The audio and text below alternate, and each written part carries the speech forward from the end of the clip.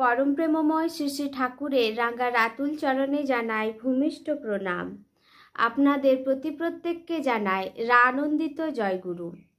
আজকের ইষ্ট প্রসঙ্গে আলোচনা করব পরম প্রেমময় শ্রী শ্রী ঠাকুরের অনুশ্রুতি গ্রন্থ প্রথম খণ্ড শিক্ষা অধ্যায় থেকে 28 নম্বর বাণী ও তার তাৎপর্য।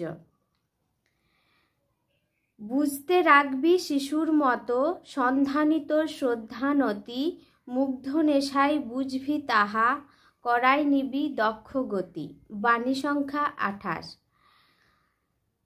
পরম প্রেমময় শ্রী শ্রী ঠাকুর এই বাণীর মধ্য দিয়ে আমাদের কি শিক্ষা দিচ্ছেন? তিনি বলছেন, শিশুদের মনে এই অজানা জগতের যে কোনো বিষয়ের প্রতি যেমন অদম্য এক কৌতূহল থাকে, ছাত্রের কর্তব্য হল সেই রকম একটি অনুসন্ধানী মন নিয়ে সশ্রদ্ধ চিত্তে তার শিক্ষকের প্রতি আসক্ত হওয়া। এর ফলে শিক্ষণীয় বিষয়টিতে ছাত্রের এমন আকর্ষণ তৈরি হবে যাতে একটা নিরবচ্ছিন্ন সুখকর আবেশের ভিতর দিয়ে ওই বিদ্যা অতি সহজেই তার অধিগত হয়ে উঠবে।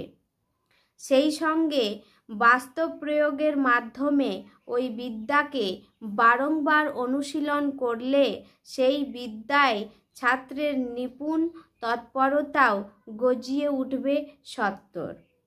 পরম প্রেমময় শ্রী শ্রী ঠাকুর জীবনে শিক্ষাকে কিভাবে গ্রহণ করব সেই উপায় এই বাণীর মধ্য দিয়ে আলোচনা করলেন। আজকের ইষ্ট প্রসঙ্গ এখানেই শেষ করলাম। সকলকে পুনরায় আমার আনন্দিত জয়গুরু।